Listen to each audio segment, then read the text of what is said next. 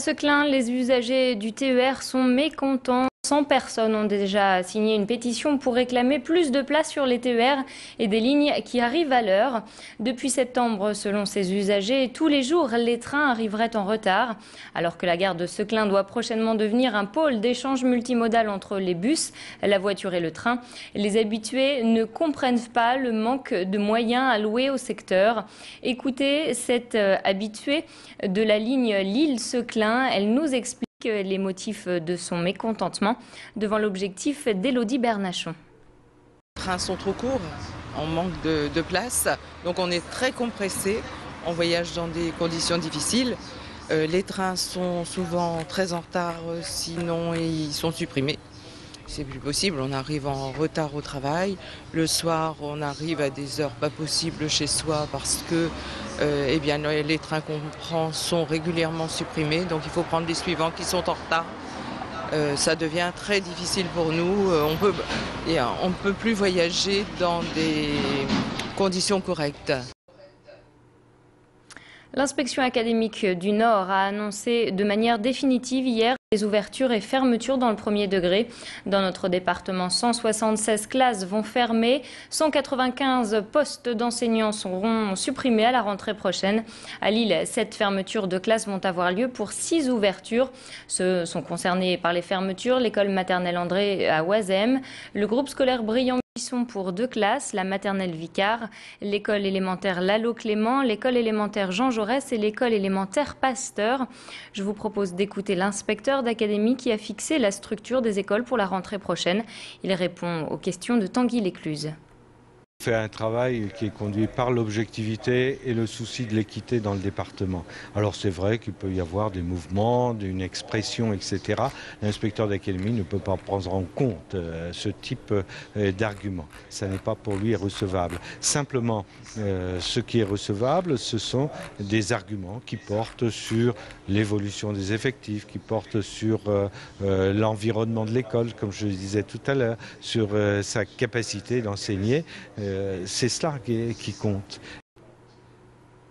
En bref, le blocus du chantier du Grand Stade a été levé hier dans l'après-midi suite à la décision de justice qui condamnait 20 grévistes à 100 € d'astreinte par jour de blocage.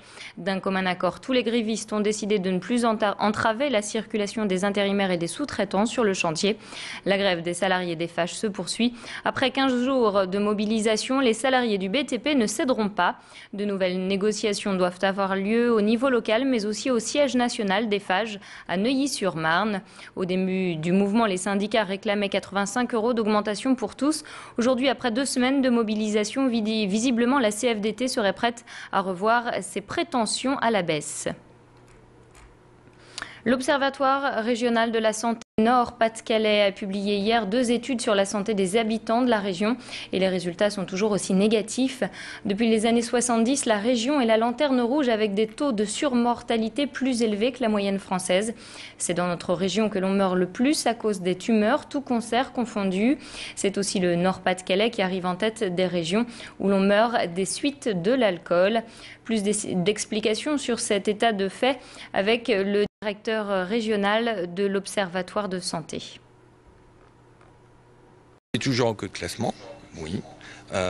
Ceci dit, on a des taux de progression que beaucoup de régions nous envient. Je crois qu'il y a d'une part 2 politiques de santé. Une politique de santé qui, dans la région, a fixé des objectifs, a donné envie, a donné les moyens. Et puis surtout, ce qui explique cette espèce de géographie différentielle de l'amélioration de l'état de santé dans la région, des projets, beaucoup de projets locaux, des acteurs de santé qui ont cessé avec la résignation et qui se sont rendus compte que petit à petit, on pouvait mettre en place des belles actions et qui pouvaient donner des rattrapages significatifs pour ce qui relevait de la santé de la population locale. Au chapitre social, les salariés de l'entrepôt Camailleux de Roubaix ont reçu hier après-midi la visite d'Eva Joly. La candidate aux primaires d'Europe Écologie est venue soutenir les représentants syndicaux qui réclament depuis plusieurs mois 150 € d'augmentation.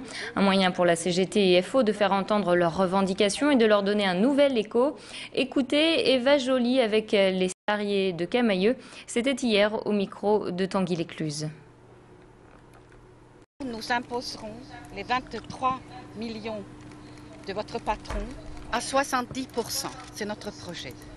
Parce que nous pensons qu'une société, avec cet écart de salaire-là, ce n'est pas une société dans laquelle il fait bon vivre. C'est une société qui détruit le lien social.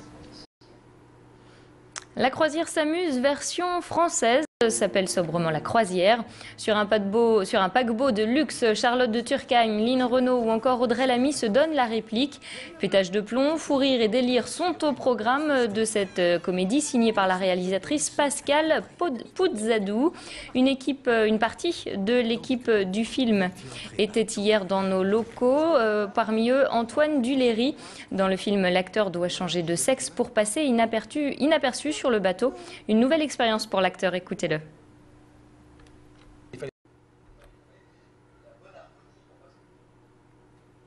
Une interview que nous entendrons dans notre prochaine édition. Voilà, c'est la fin de ce flash. Merci de l'avoir suivi. À suivre vos prévisions météo et l'infotrafic, toujours en direct sur Grand Lille TV. Merci de votre fidélité et très bon appétit à vous si vous nous regardez en déjeunant. À tout de suite pour la météo et l'infotrafic.